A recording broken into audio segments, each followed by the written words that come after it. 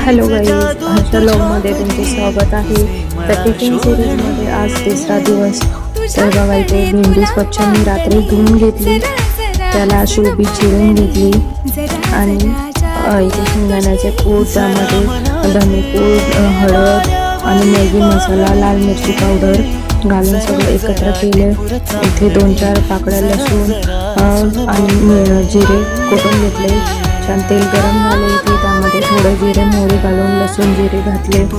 छान थोडंसं लालसर होईपर्यंत नंतर त्यामध्ये भेंडी चिरलेली ती घातली आणि थोडे चवीपुरते मीठ घातले त्याला आणि 10 मिनिटे वाफ देते.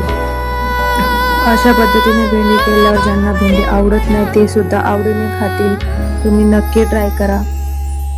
तर बघा इथे हे भेंडी थोडी शिजली आहे, त्यामध्ये हे कूट केलेले तयार ते घालून छान मिक्स केली.